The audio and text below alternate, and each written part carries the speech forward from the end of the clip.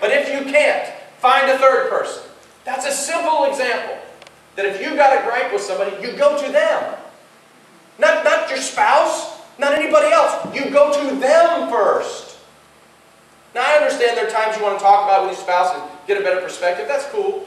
But what you don't want to do is to taint people against someone. If I got a gripe against Patrick, and I go to Sean, and then Sean and I go to talk to Patrick, Sean already has a preconceived idea of what's wrong with Patrick.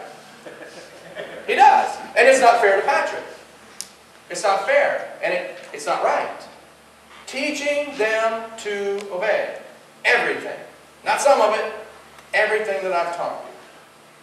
Power comes when we obey. And what Jesus is trying to say to us is that we can influence the world with truth. Not half-truth, but truth.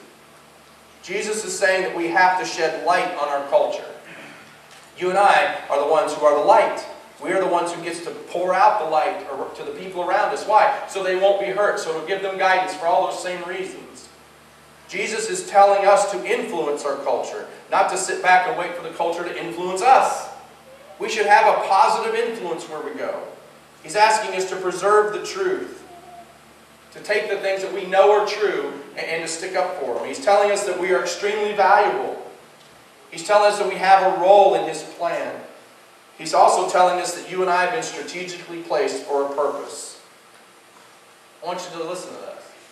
Pastor Tom, I want to know what God wants me to do with my life. Well, are you doing it now? I mean, really, you are where you are on purpose.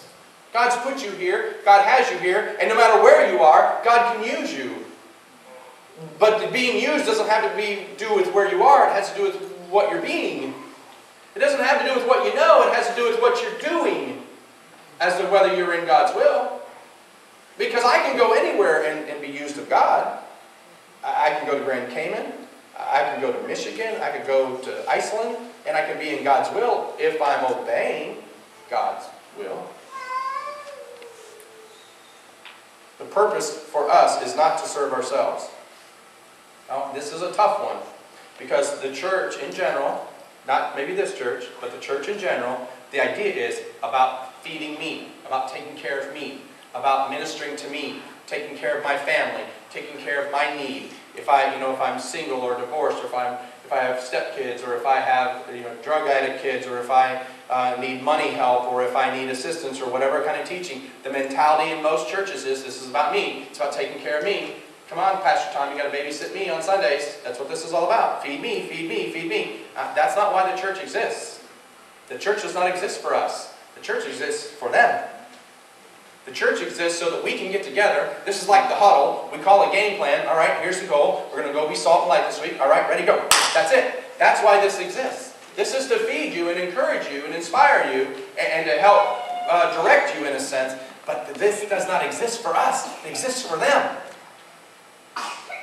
That's a different way of thinking for some of us. He says we're to be an example before men. That would also include women. To be an example. Well, doing what? That's a great question. Doing what? Well, it says doing good works. Well, what does that mean, right? Well, what is doing good works? Let me see. Let me find somebody. Nate, when you're hungry, what do you do? Pig out. Great answer. Don, if you're lonely, what do you do? Call Maria. Call Maria. Good answer, Don. Ray, if you want to, you got some spare time, you want to go have fun, what do you do? Sit down.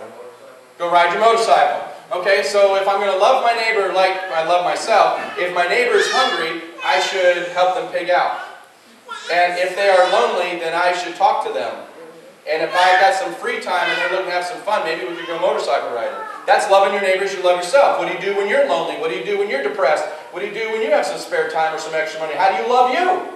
Go love somebody else. That's exactly what it means. Feed them. Listen to them. Spend time with them. It's exactly what it means. So the question is, but why would we do this? What's the point? What's the point? Well, it's pretty simple. It's so that they can see how much you know.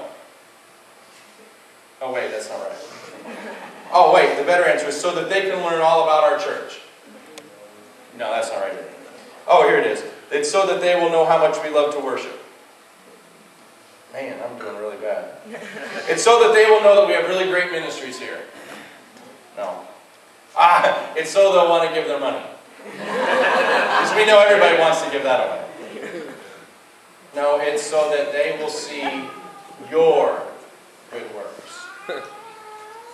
Our lives must demonstrate the love of Christ. Talk is cheap. Nobody cares what you know until they know how much you care. Why do our lives need to demonstrate the love of Christ? Listen to this. This is pretty cool. Because when we obey, when we live what we know, it brings honor to Christ. Because people will go, what? Are you kidding me? Are you serious? That's really how you feel? Or you're really going to forgive that guy or girl or whatever? When we obey, it brings honor to Christ. And when the attention is focused on Christ, people will be drawn to Him. If I am lifted up, people will be drawn to me. Jesus said that. I know this is a shock to some of you, but there's not a shred of Friends Community Church in the equation. It's not.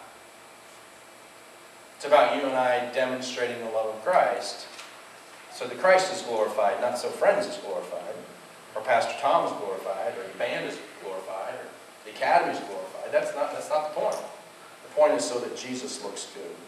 So if we had the pieces of the equation, if we could put this into a math equation, it looked something like this. Learning is important. We add obedience, then we get honor. We are honoring Christ with our lives.